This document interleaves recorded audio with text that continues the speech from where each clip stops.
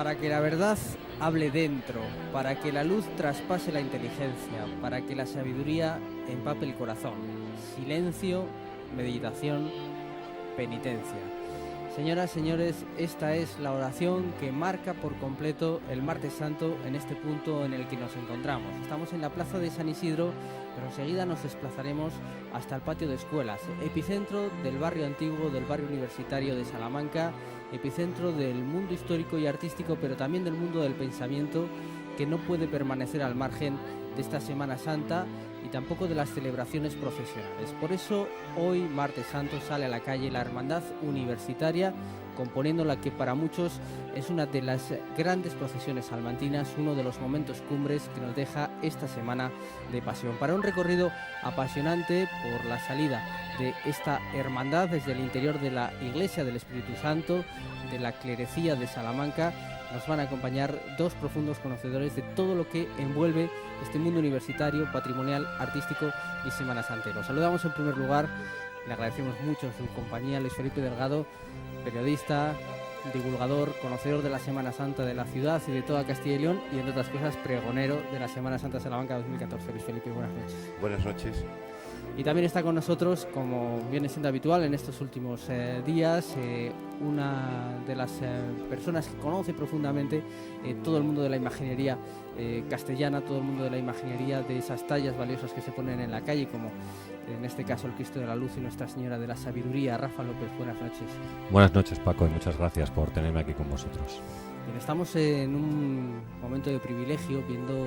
cómo está preparado ya este paso del Cristo de la Luz y de Nuestra Señora de la Sabiduría, y en el interior, en este momento de la clerecía de la Iglesia del Espíritu Santo, se está dando las últimas indicaciones a los hermanos, porque la procesión todavía está en hora, todavía está a punto de salir, parte a las 9:15, y en este momento se está recordando pues algunas normas básicas que han dado, lo que yo decía, Luis Felipe, esa configuración excepcional. Por ese motivo está tantísima gente a lo largo del recorrido, porque se recuerda el silencio, se recuerda la ejemplaridad a la hora de procesionar, se recuerda la no ostentación, la austeridad, es decir, una serie de rasgos que hacen a esta procesión un momento muy especial.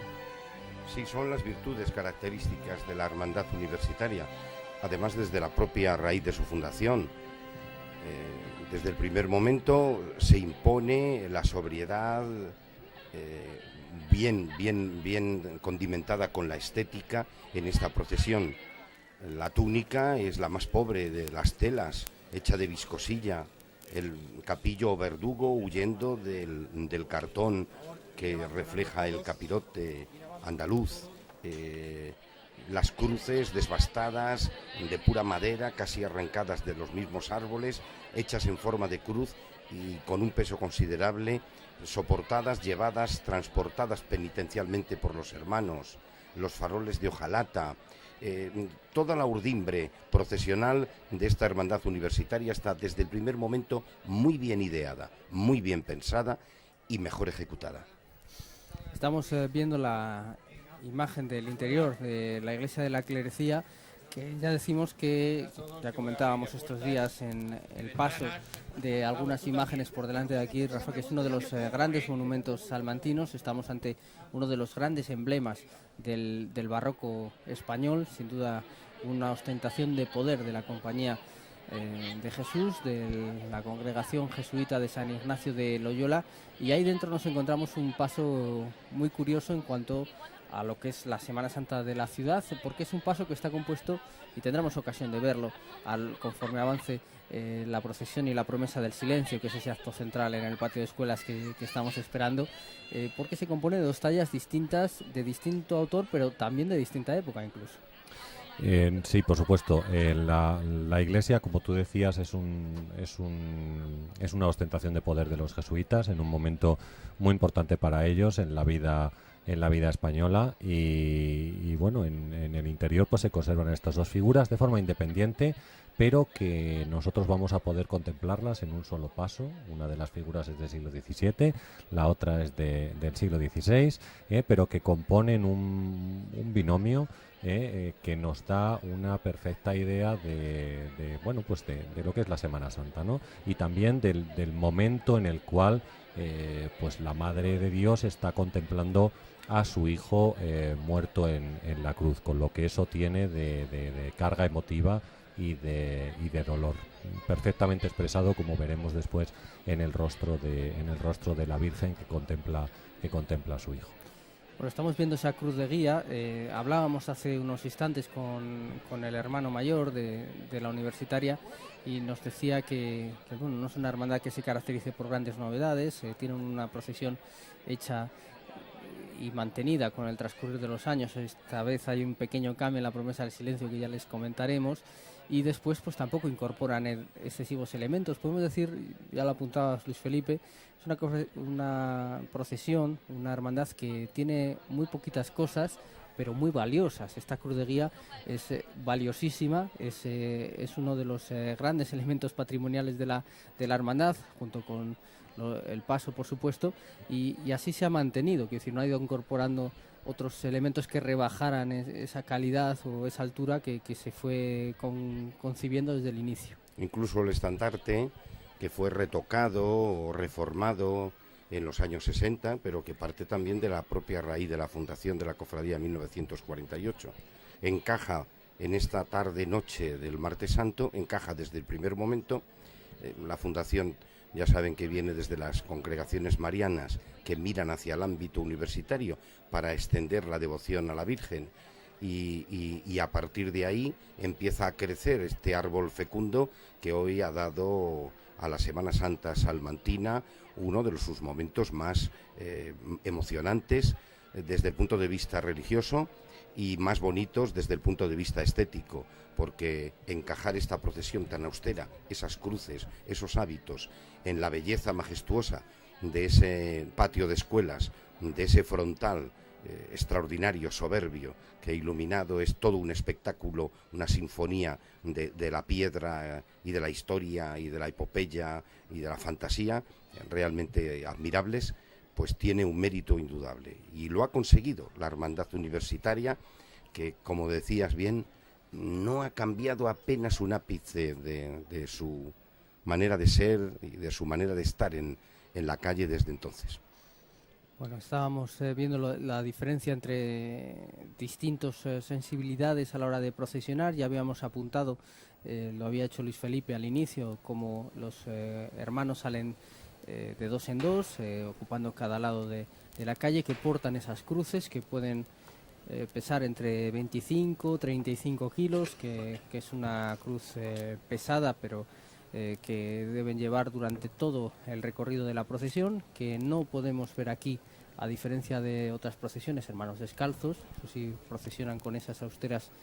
zapatillas de esparto, con esas sandalias de esparto, y que no está permitido hacer ningún tipo de ostentación de joyas, salvo la alianza matrimonial. Ni uñas pintadas en las penitentes. Todo esto está observado en las normas por las que se rige la cofradía. Son pequeños detalles, pero todo eso ayuda al conjunto para presentar esa soberbia estampa. Sale a la calle la hermandad universitaria y va dejando un rastro de silencio, en este caso, porque esta es una procesión penitencial. Incluso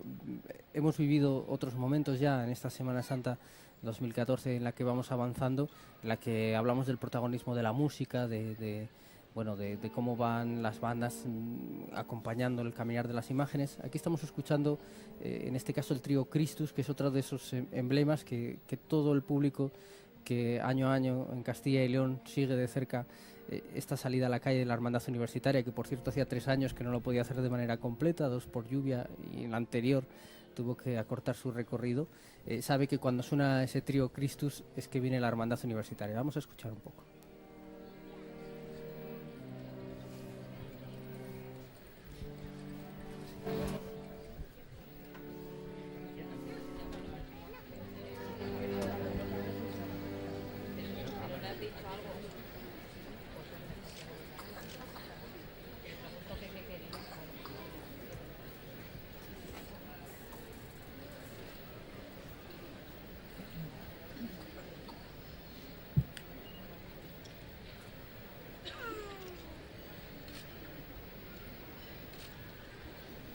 Hay otro elemento que distingue a esta hermandad universitaria, es ese emblema que podemos ver en esta imagen de la salida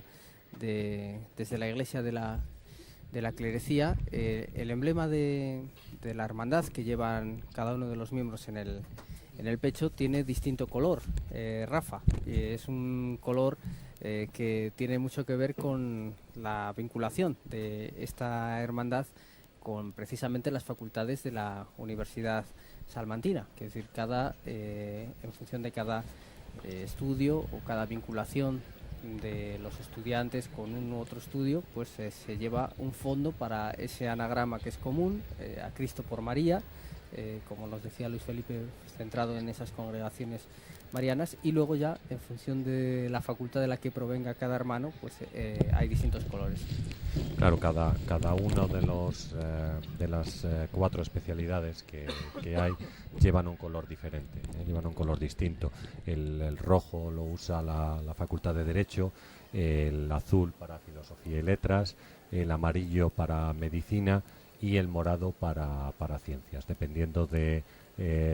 la facultad a la que pertenece cada uno de los universitarios, pues cada uno lleva un color diferente, ¿no? Un color distinto. Bueno, hay nuevas facultades que están apostando por nuevos colores, pero vamos, estos son los tradicionales, porque recordemos, por ejemplo, que los estudios tradicionales en Salamanca, que comenzaron siendo estudios de teología en el siglo XIII, en 1218, con la fundación de la universidad, poco a poco se van ampliando, siendo Derecho y Medicina los 2 estudios principales en el siglo XVI,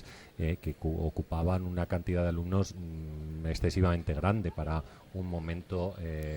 pues digamos, tan pasado como ese. Siguen siendo actualmente las facultades más importantes ahora mismo y con mayor número de alumnos y con mejores profesores también, tienen prestigio a nivel nacional tanto las facultades de Medicina como la facultad de Derecho. Sí me gustaría apuntar una cosa, porque habíais comentado antes, bueno, es decir, la universidad yo creo que tiene que estar presente, ¿no?, en los desfiles procesionales, porque es algo que es parte importantísima, digamos que es el núcleo central de la vida de la ciudad de Salamanca, ¿no? Y por tanto los universitarios también, digamos, tienen su manera de expresar y demostrar su fe y su sacrificio con esta procesión, ¿no? Pero me llamaba la atención el tema de la congregación mariana, y cómo la Universidad de Salamanca fue una de las primeras que se adscribió al dogma de la Inmaculada, que está representado en el retablo el retablo de la capilla de la universidad, del edificio principal de la universidad. Allí está pintada la adscripción, que no se convertirá en dogma hasta pasado el tiempo, ¿no? Pero las universidades se adscribían a este dogma, y entre ellas una de las primeras fue la Universidad de Salamanca.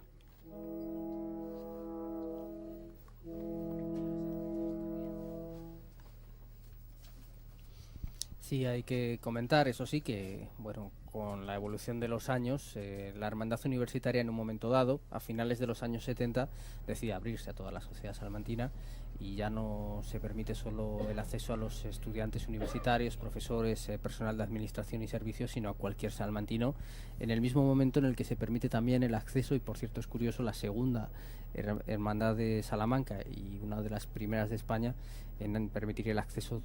de la mujer en igualdad plena de derecho. Y veíamos en ese plano anterior cómo las otras universidades que tienen hermandad, caso de la vecina Valladolid, también arropan, es una tradición que estén en este desfile. Sí, por eso habíamos visto 3 caperuces que rompen la fisonomía habitual de esta procesión de la hermandad universitaria, el verdugo capillo. Son invitados, lo mismo que ellos, los salmantinos, acudirán a la procesión del Santísimo Cristo de la Luz de la Hermandad Universitaria de Valladolid, cuando ella ocupe el sitio privilegiado que tiene en la Semana Santa de la ciudad vecina.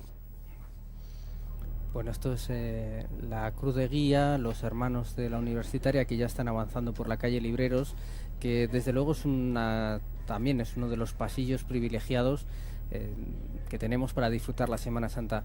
en Castilla y León. Esta calle Libreros no solo es fundamental porque conecta 2 templos del saber, como es la Universidad Pontificia con la Universidad Salmantina, sino también porque aquí hay que recordar estaban las librerías en la época dorada del estudio, es decir, las imprentas. Eso significa que de esta de esta calle, y a través de impresores tan conocidos como Portonaris y algunos otros impresores de gran prestigio, pues se expandió el conocimiento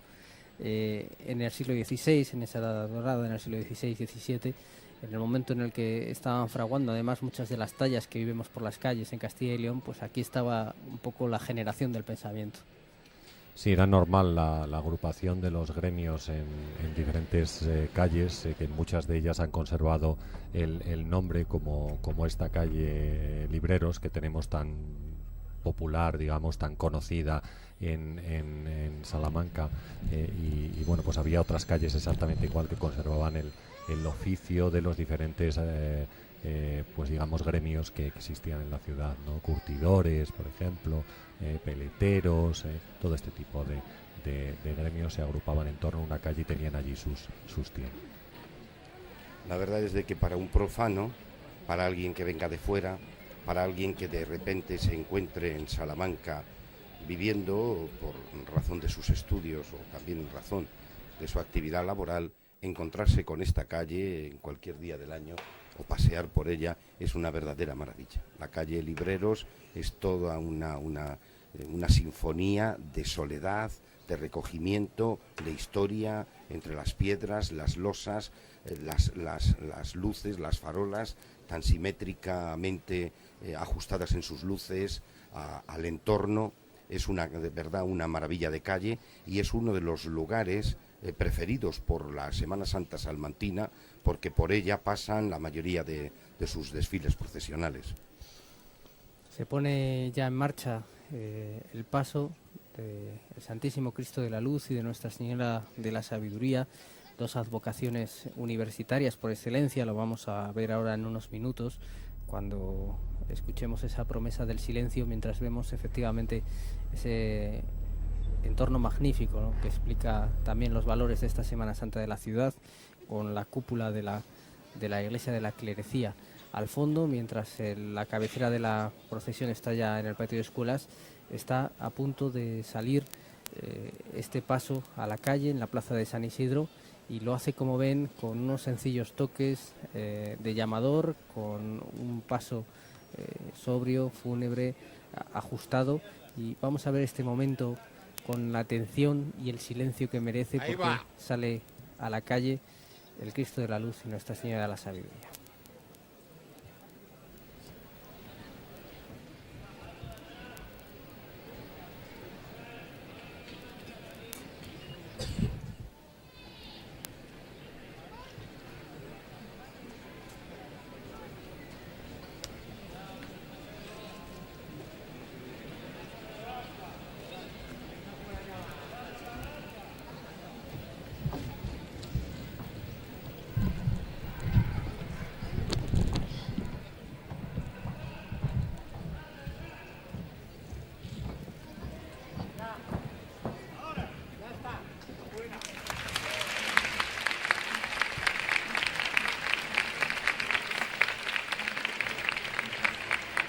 Los aplausos reciben al paso, igual que los acordes, en este caso,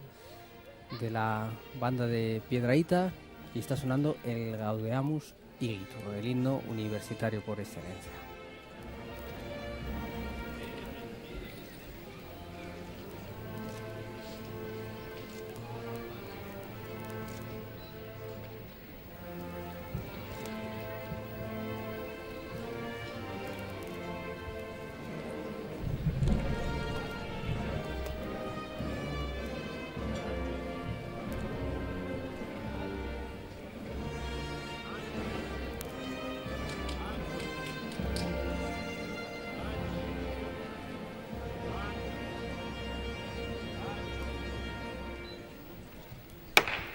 Hablamos de bandas, pues ahí está un pueblo abulense, Piedrahíta, con su propia banda de música, que viene a ser la expresión de tantas agrupaciones musicales, bandas de música, como adornan desde el punto de vista estético la penitencia de los hermanos de paso, de los cargadores, en estas Semanas Santas de Castilla y León. Bandas de música que interpretan sentidas marchas procesionales, fúnebres, en algunos casos compuestas, en otros pagos, pero que aquí han ido encajando en el alma y en el sentir del pueblo salmantino y que gustan de escucharse en días como esto y ante imágenes y de la devoción y de la categoría artística de estas que ahora contemplamos de refilón con el fondo atrás de una de las torres de la Iglesia del Espíritu Santo, de la clerecía. Y a mí me gustaría destacar la austeridad, ¿no?, de la salida del paso procesional y de los hermanos que componen esta procesión y que, digamos, contagian a la gente a su paso con ese silencio, porque van a llegar las imágenes, y es el momento en el cual la gente tiene que contemplar esta escena y reflexionar sobre ella, ¿no?, que es un poco la profundidad con la cual se debe vivir la Semana Santa. Aparte de que la calidad artística de las imágenes es excepcional en este caso, pero bueno, la profundidad religiosa, histórica del hecho es lo que debe llevarnos a esta reflexión, ¿no? Gracias a ese silencio, gracias a esa austeridad con la que acaba de iniciar su marcha procesional el paso. Sí, desde luego, si la intensidad de un momento o la expectación de un momento se mide en flashes de las cámaras, es evidente que pocos logran competir con este. La salida, que es uno de los momentos mágicos por lo que podemos ver, la Plaza de San Isidro, esta estampa imponente de la clerecía, también la Casa de las Conchas al fondo, y luego todo lo que va a ser la perspectiva desde la calle Libreros, que vamos a tener ocasión de disfrutar, esa suerte de ver en esta retransmisión. Pero ya estamos diciendo que justo la Hermandad Universitaria busca hacerse hueco de otra manera, podríamos decir, ¿no? Una manera de sentir que es verdad, como nos apuntabas, que su andadura comienza en el año 1948, pero buscando muy atrás en sentimientos arraigados, en tradiciones, en una espiritualidad muy propia de esta tierra. Y encaja perfectamente. Y ahí está la Hermandad Universitaria con sus imágenes titulares desandando los primeros metros de procesión de su penitente andar esta tarde-noche de Martes Santo aquí en Salamanca, después de haber salido de la clerecía para pasar por algunas de las calles históricamente con más sabor, con más leyenda y más pureza de esta ciudad, patrimonio de la humanidad. Y es que recordemos que es decir, la Semana Santa, yo pienso que hay que medirla desde dos puntos de vista. Es decir, desde un punto de vista, si queremos, artístico, por la calidad de las tallas que aparecen en ella. Indudablemente en Salamanca tenemos tallas de grandísima categoría, de escultores reconocidos a nivel nacional, pero también el marco en el cual se inscriben estas procesiones. Y el marco que tenemos en la ciudad, pues podemos decir que es inmejorable, ¿no? La cantidad de monumentos a cada paso que van a encontrar la gente que sigue cada una de estas procesiones, pues digamos que le ofrece un punto de vista llamativo, emotivo, con todos los edificios que rodean el recorrido de esta y de otras procesiones que tienen lugar en la ciudad. La banda está interpretando Cristo de la Agonía, uno de los grandes compositores de la música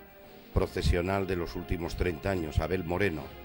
al que conoce mucho más por su tema de la madrugada, que incluso ha estado en alguna película como A la Triste, pero Abel Moreno tiene otras partituras de una categoría. Vamos a deleitarnos ahora escuchando este Cristo de la Agonía, esta partitura, que además parece que encaja como anillo en el dedo de estas dos imágenes. Escuchen.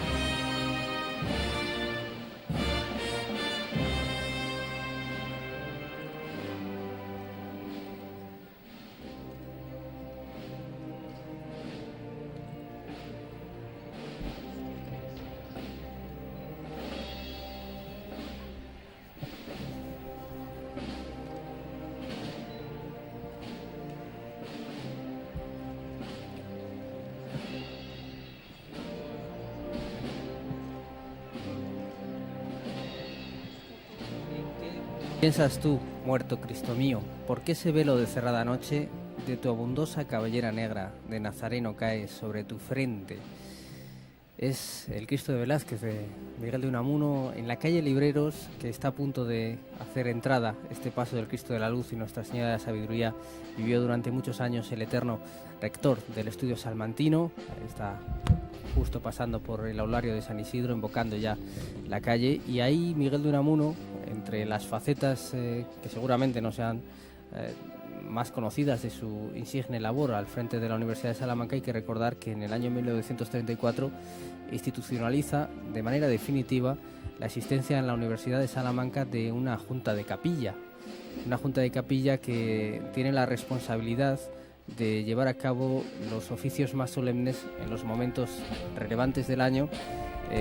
tales como la festividad de Santo Tomás de Aquino y particularmente la Semana Santa. Tal es así que hoy día se mantiene su actividad, y también, bueno, pues los jueves y Viernes Santo tienen un ceremonial propio y específico. Yo creo que es también justo recordar que la Universidad de Salamanca, como decíamos, no puede vivir al margen de esta celebración de la Semana Santa, y que incluso en sus privilegios a la hora de organizar la Semana Santa en la ciudad obtuvo la posibilidad de no tener que ir a acudir a una parroquia, sino poder hacerlo dentro de sus propios muros, y ahí tenía la potestad de pedir en la colecta no solo por el Papa, los obispos y los cristianos, sino por la universidad, y precisamente pidiendo esto, concede la luz de la verdadera sabiduría a sus profesores y alumnos.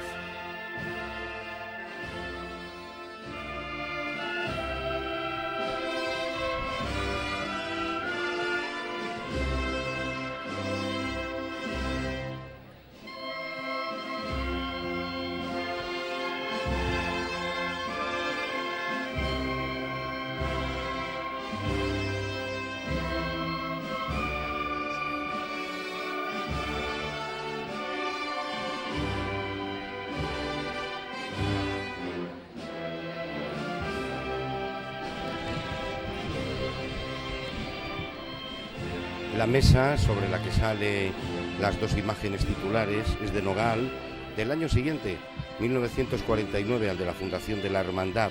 En el paso, las efigies en las esquinas es de lo más sobresaliente. Están los patrones de las facultades representadas: patrono Raimundo de Peñafort de la de Derecho, San Lucas, el evangelista de Medicina, San Isidoro de Filosofía y de Letras, y San Alberto Magno de Ciencias, en cada una de las esquinas de estas soberbias andas, o trono, mesa procesional, sobre la que van el Cristo de la Luz de Esteban de Rueda, del toresano Esteban de Rueda, que tuvo taller importante por toda esta zona de Castilla y León, y la Virgen de la Sabiduría, del que siempre se ha dicho, y Rafa me podrá corroborar o no, que viene de la escuela de Juan de Juni, de Valladolid más o menos, y un poco más, ¿no? No se ha logrado todavía. Así es, no se sabe la autoría de la Virgen de quién es, pero tiene influencia de la Dolorosa que realiza, o de Nuestra Señora de la Sabiduría que realiza Juan de Juni, y que procesiona también por las calles de Valladolid. Y es curioso, decía que, y tendremos seguramente ocasión en el patio de escuelas de hablar de ello, que durante muchos años, no se sabe muy bien por qué, se había dado un atribuir este Cristo a Pedro López de Reinaldo, que entre otras cosas era más un ensamblador de retablos, un montador, que un tallista, un escultor. Y bueno, con motivo de la celebración de las Edades del Hombre en la cercana Ciudad Rodrigo, la edición del año 2006, la bautizada como Kyrios, pues los estudios preliminares, porque esta pieza del Cristo de la Luz participó en esa exposición, en el ámbito dedicado a la pasión y muerte de nuestro Señor, pues se determinó efectivamente que era obra del toresano Esteban de Rueda, y que además se podía datar en torno al año 1620, que justo sería el momento en el que abandona el taller de Sebastián Ducete y bueno, empieza su andadura en solitario, ¿no, Rafa? Y da la impresión de que cuando él, bueno, muere su maestro con el cual había trabajado a lo largo de la segunda década del siglo XVII, y entonces él, pues hay un descenso en los encargos que tiene en la ciudad de Toro, entonces decide trasladarse a Salamanca, y aquí va a permanecer durante unos años, pocos, tampoco es que tuviera excesivos encargos en la ciudad, aunque sí tenía más que en Toro. Pues nada, las ciudades están muy cerca, las dos, y bueno, pues atendía todos los encargos que le venían. Lo que le ocurrió a Esteban de Rueda es que falleció muy joven, falleció muy pronto. En el año 1627 va a fallecer con solamente 41 años, y digamos que se truncó la carrera de un excepcional artista que teníamos en Castilla y León y que podía competir a la par en igualdad de condiciones, como podemos apreciar perfectamente en la imagen del Cristo, con Gregorio Fernández. Es decir, si Esteban de Rueda hubiera vivido más tiempo, yo creo que en Castilla y León tendríamos una gran competición por ver cuál de las dos ciudades se hacía con el cetro escultórico y con el cetro iconográfico que va a marcar el resto de las figuras del siglo XVII y XVIII. Bueno, Esteban de Rueda falleció, pero si no, la escuela de Toro posiblemente se habría hecho con este trono, y Esteban de Rueda habría marcado la iconografía que después se va a repetir en desfiles procesionales, en esculturas, en retablos, a lo largo de la segunda mitad del siglo XVII y después en el siglo XVIII y más adelante, porque podemos observar ahora mismo que se siguen realizando esculturas y pasos de Semana Santa siguiendo la iconografía clásica del barroco. Es curioso, comentábamos al inicio de la narración que son dos imágenes de distinta mano, ya lo venimos diciendo, de distinta época y de distinto fin. El crucificado pertenece al patrimonio de la clerecía, no se sabe exactamente cuál es el motivo de su encargo, pero una obra de devoción de la clerecía, mientras que sabemos que la Virgen es una imagen de altar. Tanto es así que cuando se incorpora a la procesión hay que decorar, estofar la parte de atrás porque no estaba policromada, es decir, ese manto estaba en madera viva porque no se veía al público. Sin embargo, al montar el paso, el hecho de que la Virgen Dolorosa tenga esa mirada perdida al cielo da esta feliz coincidencia, no sé si utilizar esta palabra, que esa mirada llena de dolor y de intensidad de la Madre busca el rostro del Cristo muerto, al que Unamuno le preguntaba: ¿en qué piensas, Cristo mío?, ¿no? Ya la procesión, en una buena parte, antes de que llegue el trono de los titulares, ya están situados los hermanos con las cruces alzadas, preparados para la ofrenda del silencio, que comenzará en unos minutos, mientras la banda de música de Piedrahíta apura los últimos compases de esta marcha, Cristo de la Agonía, y ambas imágenes están acercándose ya a ese momento, a uno de los momentos culminantes de la Semana Santa salmantina, cual es la ofrenda de silencio en el patio de escuelas, en el marco sensacional que la historia de la universidad nos ha dejado, y la historia de Salamanca, de la que está orgullosa no solo la universidad, sino toda la ciudad y todos los salmantinos de todas las épocas, y que va a presidir como notario, lo decía yo no hace muchos días, como notario de bronce, Fray Luis de León. Va a tomar nota, va a decir y a presidir de alguna manera ese momento en el que, en representación de la universidad, doctor o doctora intervengan para hacer la promesa del silencio. Pasa esta imagen, estas dos imágenes por delante de esas almenas que marcaban precisamente que era territorio de jurisdicción universitaria. De puertas para adentro de esas almenas, ahí mandaba el rector, no mandaba el corregidor, solo mandaba el rey, el rector, y precisamente daba lugar de ese poderío que tenía la universidad en su época clásica. Esto que comentábamos, que tenía ese privilegio de celebrar los oficios sagrados en su real capilla de San Jerónimo, no tenía que acudir a otro punto, Real Capilla de San Jerónimo, donde entre otras cosas están las cenizas de Fray Luis de León, que allí fueron trasladadas después de la destrucción del convento de San Agustín, en el que fue enterrado en primer término, y donde también está ese lienzo de la Inmaculada Concepción, esa obra mariana por excelencia, de la imagen romana, de barroco romano, que muestra también las distintas orientaciones de esta universidad, una universidad de los reyes y una universidad inspirada en la Inmaculada. Es que claro, pensemos en el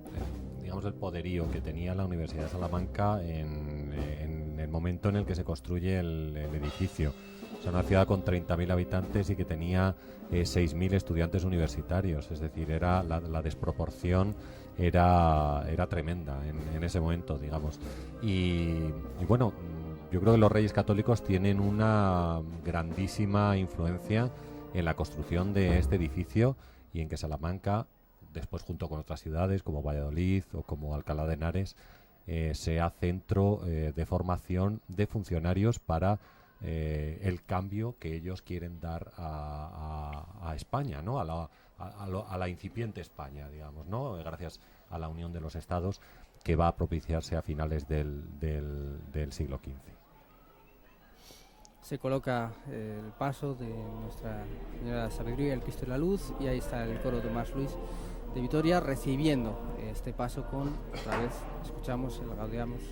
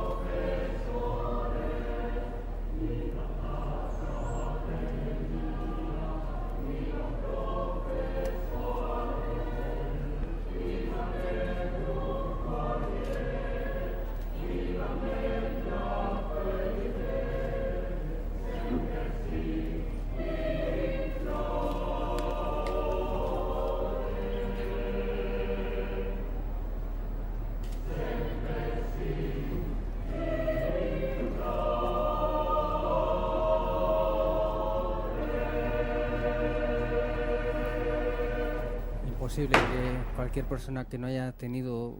una vinculación siquiera tangencial con el mundo universitario no sienta en estos momentos, ante esta fachada rica de escuelas mayores y el paso depositado en el centro ante el notario de bronce que decía Luis Felipe brillantemente en su pregón de la Semana Santa, que va a ser testigo de este acto en este bosque de cruces de madera, en este sensacional decorado de piedra dorada. No sienta en estos momentos una intensa emoción a la espera de que el capellán universitario Agustín Ríos dé comienzo al acto de la promesa del silencio.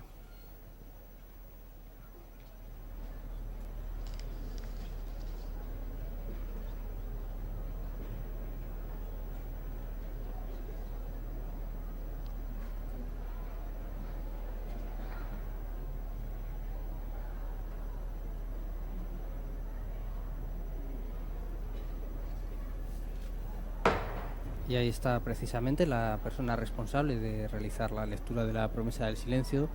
de la reflexión y oración ante la imagen del Cristo de la Luz y Nuestra Señora de la Sabiduría, que en este caso es un honor que ha recaído en la profesora de la Facultad de Matemáticas, María Teresa Cabero, que iba a ser la lectora del año pasado, pero como tuvo que ser suspendida esta procesión, al igual que la anterior, pues se ha tenido la deferencia de que vuelva a pronunciar ella esta oración. Universitarios de Salamanca, y aunque no somos muchos, desearíamos representar a todos, a los que te conocen y tratan, a los que nunca te conocieron y a los que te han olvidado. Las cruces que portamos quieren representar nuestro deseo de acompañarte y seguirte, pues tu pasión y muerte fueron la consecuencia inevitable de una vida dedicada a la defensa de la justicia y al amor a los hombres. Queremos seguirte preparándonos en esta vieja escuela para luego prestar un servicio beneficioso para los demás, enseñándoles la lengua y la historia para facilitar el diálogo y la comunicación, aportándoles conocimientos y avances técnicos para mejorar las condiciones de vida. defendiendo sus derechos, su libertad y su trabajo, cuidando de su salud y bienestar y de las relaciones sociales, mostrándoles la belleza de la creación, de la naturaleza y del arte, estimulándoles para hacer el bien a los demás. Queremos que los que ahora estamos escenificando, cargar cada uno con su cruz, no quede solo en un gesto romántico y sentimental. Queremos, aunque nos cueste, unirnos a tu labor de redención. Queremos unirnos a tu tarea, a tu esfuerzo, a tu cruz. Y te pedimos ayuda, porque sin ti poco conseguiremos. Ya se acerca la noche santa de la Pascua. Haz que, con nuestro esfuerzo, sea también nuestra resurrección. Amén. La oración de la profesora Cabero, y en estos momentos se va a producir, decíamos que es una procesión con pocas novedades, pero ahí vemos cómo se produce una de ellas, que es un momento especialmente emotivo y que queda para la historia ante estas imágenes. No es habitual, no había sido habitual en los últimos años, décadas, que los hermanos de carga del paso salieran del paso de debajo de las andas para participar junto con el resto de hermanos que están con sus cruces perfectamente alineadas en esta promesa del silencio, una promesa en la que, como saben, en nombre de la luz, de la sabiduría verdadera, pues van a jurar solemnemente no decir una sola palabra hasta que finalice este recorrido procesional.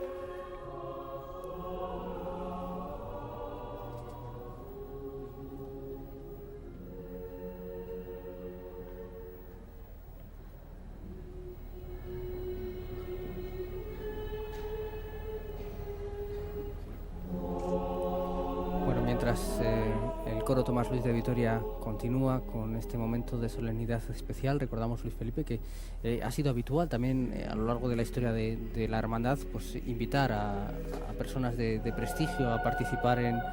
en esta, por lo menos como hermanos de honor, en esta promesa del silencio, y ha habido personalidades muy relevantes de la Universidad de Salamanca que han asistido a este acto ahora mismo, como puede ser Fernando Lázaro Carreter o Ruiz Jiménez, ¿no? Sí, a lo largo de la historia, la verdad es que la Universidad de Salamanca ha tenido tantos, tan importantes y tan ilustres nombres, que algunos de ellos efectivamente estuvieron en esta tarde del Martes Santo aquí, de alguna manera siendo la voz de la universidad ante el Cristo de la Luz y la Virgen de la Sabiduría, emparentando de alguna manera el saber, la sabiduría con la oración, con la fe. Y lo hicieron muy bien. Sí, lo ha descrito perfectamente la profesora Cabero, y ahí vemos a un hermano de medicina mientras comienza la oración de para que la verdad hable dentro, para que la luz traspase la inteligencia, para que la sabiduría empape el corazón. ¿Prometéis el más absoluto silencio desde este momento hasta la conclusión de este acto? Sí. ¿Prometéis entregar toda vuestra inteligencia a la meditación, ajenos a cuanto ocurra en la calle? Sí, prometemos. ¿Prometéis vivir esta procesión con auténtico sentido de penitencia? Sí, prometemos. Si así lo hacéis, que el Santísimo Cristo de la Luz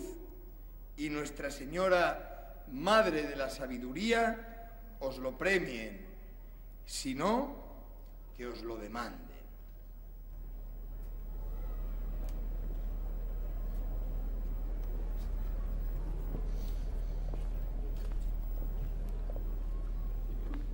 Es casi imposible encontrar un momento de mayor solemnidad que el que acabamos de vivir, como Agustín Ríos. Una oración que fue realizada en 1948 por el profesor Juan Iglesias, justo en sus últimos momentos de estancia en la Universidad de Salamanca, antes de partir hacia la Complutense de Madrid. Y bueno, ha habido alguna modificación a lo largo de de los años, pero básicamente esa es la oración que él compuso, y subrayando ese marcado cariz universitario. También es un momento de reivindicar esa figura. El profesor Iglesias es uno de los más destacados expertos en derecho romano que ha tenido la historia reciente de España, muy reconocido, y además una persona muy conciliadora, con un talante muy abierto, muy humanista y muy creyente, además de la necesidad de practicar el Evangelio día a día, no solo en momentos de solemnidad como este, sino en el día a día, que es algo que también incide mucho. Gestos como esa cruz, como decía la profesora María Teresa Cabero, de cargar con la cruz y seguir a Jesús, no solo hoy, que hasta cierto punto es fácil, aunque sea un sacrificio, sino en el día a día.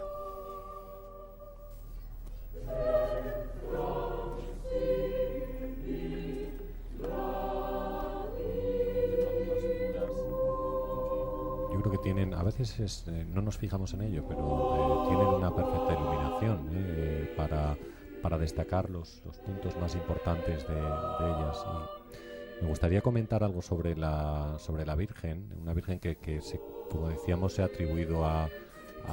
la escuela de Juan de Juni. Juan de Juni, que tiene presencia en Salamanca y que tiene obras en el claustro de la catedral, por ejemplo, donde realiza un bajorrelieve de un calvario, y el modelo de Virgen que, digamos, fija Juan de Juni, después va a evolucionar en el barroco y bueno, va a permanecer en una manera de Virgen dolorosa, a la cual el propio artista ya añadió 7 pequeños cuchillos que después se van a transformar en sables de plata, y así es como procesiona por otras calles ya de escultores del barroco, y como podemos contemplar en Salamanca, por ejemplo, con la Vía Matrix, ¿no? en el día del Viernes de Dolores, y después durante la procesión general del Santo Entierro. El modelo en el cual se fijan estos escultores es el modelo de Virgen dolorosa que realiza Juan de Juni en la época del Renacimiento en la ciudad de Valladolid. Sin ir más lejos, hay alguna imagen que ha recogido precisamente la revista Christus, la revista oficial de la Semana Santa Salmantina, que realiza una grandiosa labor de difusión del patrimonio, de la historia, de las costumbres de nuestra celebración, con la coordinación de nuestra compañera Eva Cañas. Se ha mostrado en alguna ocasión alguna imagen de esta misma talla, precisamente procesionando con 7 sables que se añadieron, parece ser que de manera muy posterior, y que luego, por mor al respeto de la configuración original de la talla, pues se vinieron a retirar, pero que en todo caso subrayan ese carácter que nos apuntaba Rafa. Y es curioso también en este momento, en este patio de escuelas lleno de silencio, cómo hablan siempre las grandes obras de arte, ¿no? Llama la atención para muchas personas que una obra realizada en ese momento histórico, estoy hablando ahora de la fachada de la Universidad de Salamanca, no incluyera más símbolos religiosos, sino que todos sus símbolos son de una moral, digamos, de carácter profano, pero si se profundiza un poco, realmente las dos obras están un poco hablando de lo mismo, Rafa. Sí, así es decir, la fachada de la universidad, a pesar de no tener claramente signos religiosos, encierra una lectura moral muy importante para los universitarios de ese momento en la ciudad. Es decir, tendríamos por un lado una parte histórica, una parte que alude a los reyes católicos, al rey en ese momento, el momento en que se construye la fachada, en torno al año 1520, 1530, no sabemos exactamente porque los papeles están perdidos, y después la lectura moral de la fachada se hace más con alusiones a la mitología y a la simbología que a cuestiones de tipo religioso. Es decir, la presencia de figuras como Hércules o Venus y modelos de comportamiento para los universitarios, o la famosa rana, sapo de la universidad, que nosotros, está bien recordarlo, podemos observar en esculturas de tipo gótico, donde aparecen figuras que tienen colocados sapos en diferentes partes del cuerpo, normalmente asociado al pecado de lujuria, es decir, aparecen figuras, por ejemplo, con sapos en los ojos, sapos en el pecho, sapos en el sexo, pues con todos los lugares con los cuales se podía pecar, exactamente. Entonces, hemos dicho que el siglo XVI es una época de muchísimos estudiantes, todos varones en ese momento, 6.000 estudiantes, y hay que advertirles de alguna manera que no deben salir del camino recto, porque salir del camino recto significa la perdición, significa el infierno, significa perder su alma, significa perder la vida eterna, ¿no? Entonces, indudablemente, aunque se hace con una simbología animal, en este caso, bien con figuras de tipo mitológico, como hemos dicho, Hércules o Venus, hay alusiones claramente religiosas en la simbología de la fachada de la universidad. Fachada que sirve pues de tapiz para estas dos imágenes del Cristo de la Luz y de nuestra Madre de la Sabiduría. Ahí los tienen a los dos frente a frente, como también dije yo hace unos días, parece que están hechos el uno para el otro, en la mirada de la Madre, en el rictus del escorzo de la muerte ya en el Cristo, en la cabeza ya inclinada. Todo es una armonía, una conjunción estética y devota realmente magníficas. Y la Hermandad Universitaria, desde luego, desde el comienzo, desde aquel año, acertó plenamente al elegir estas dos imágenes y además formar con ellas, con los apellidos de la luz y de la sabiduría, lo que sin duda son las dos columnas base del estudio, del primitivo estudio y de la universidad. Sí, decíamos hace un momento que la universidad, aunque en algunos momentos de la historia reciente ha dado un poco la espalda a estas celebraciones, incluso hemos vivido, y lo recordarás, Luis Felipe, esta escena, yo creo que triste, de la celebración de esta promesa del silencio con la puerta de la universidad cerrada, porque no se facilitaba esta imagen, o el hecho de que la Junta de Capilla, como hoy hemos visto, con toda solemnidad reciba a los pies del Templo de la Sabiduría la presencia del Cristo de la Luz como sabiduría suprema, y la Madre bajo esa advocación. Pues lo cierto es que se mantienen algunas tradiciones importantes vinculadas a estos días de pasión, y quizá volviendo a ver lo que está un poco detrás de ese telón de piedra, de ese tapiz maravilloso, recordando lo que aludía Rafa de ese cuadro realizado en Roma en el siglo XVIII por Francisco Caccianiga. Hay que recordar un poco también la escenografía barroca que anticipa un poco las procesiones, que anticipa un tanto estas procesiones, y es que ese cuadro solo baja en estos momentos en el año para dejar ver la custodia. Es una teatralidad barroca, es una de las curiosidades que tiene ese retablo fastuoso de mármol realizado por Gavilán Tomé, y cómo el cuadro de los doctores de la Universidad de Salamanca jurando, comprometiéndose en la defensa del dogma de la Inmaculada Concepción, baja estos días para dejar a descubierto lo que en su día fue una fastuosa custodia desaparecida en la Guerra de Independencia, para guardar el cuerpo de Cristo. Pues así es decir, la espectacularidad barroca tiene toda la teatralidad posible, tiene todo lo que a ojos del espectador sirva para el engaño, y en este caso la pintura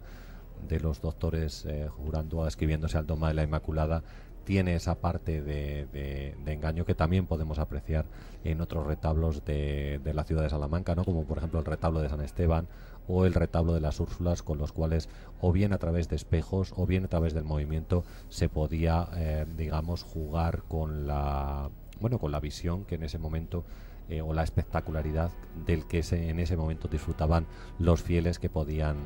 asistir a la iglesia.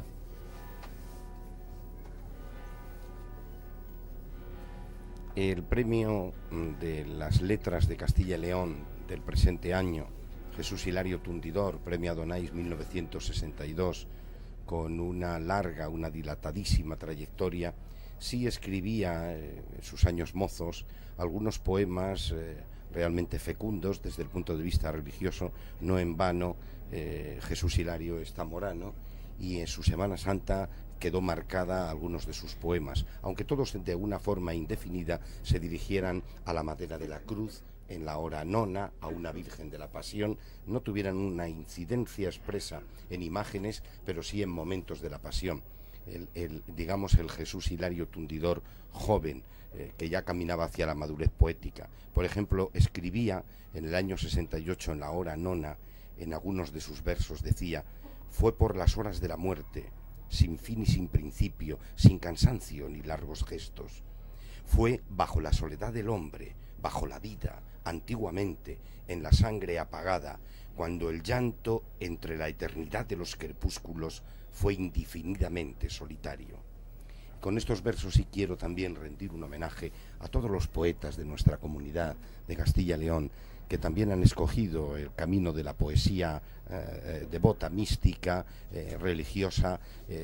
enfocada principalmente a estos misterios de la pasión, muerte y resurrección del Señor, pero también a otros momentos. Y no olvidemos a San Juan de la Cruz ni a Santa Teresa. Estamos hablando de los poetas del siglo XX, incluso de este siglo XXI. Aquí en Salamanca hay algunos testimonios importantes de celebraciones poéticas singulares, como el poeta ante la cruz todos los años, que tienen un poeta invitado, generalmente de nuestra comunidad de Castilla y León. Yo recuerdo, por ejemplo, a un vallisoletano, Ángel María de Pablos, que estuvo no hace muchos años en este acto y que tuvo, entre otros, algún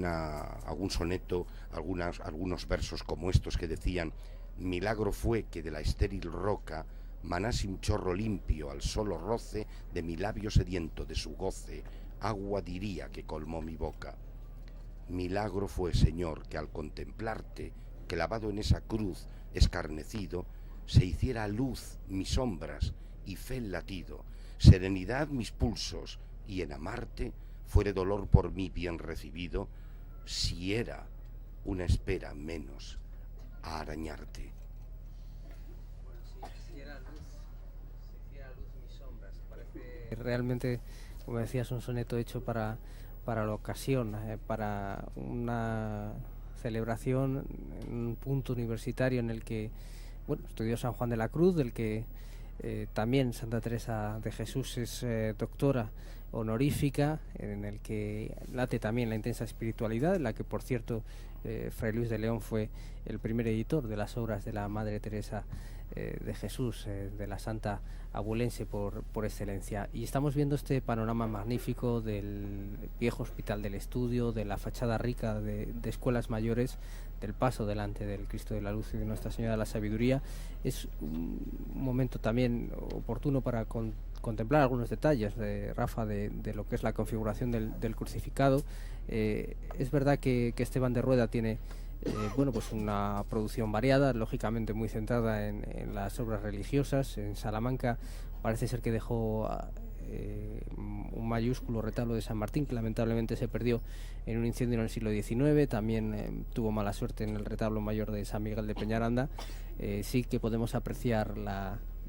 famosa ascensión de la capilla mayor de la catedral, rodeada de esos exquisitos ángeles, y en este caso tenemos, sin embargo, lo que fue su mayor aportación, según consideráis los expertos, ¿no? Que son los crucificados, en los que él crea un modelo, y lo podemos ver perfectamente en el Cristo de la Luz, un poco más adelgazado, más fibroso de lo que se estaba trabajando en aquel momento, y que sin embargo es un modelo que tuvo un impacto excepcional en todos los talleres del momento, como decías, compitiendo sin duda con un modelo distinto de lo que hacía Gregorio Fernández, y bueno, que tenemos afortunadamente la oportunidad de decirlo ya sin ningún tipo de atisbo de duda, que esta obra mayúscula ha salido de Segovia. Pues así es decir, su maestro, Sebastián Ducete, es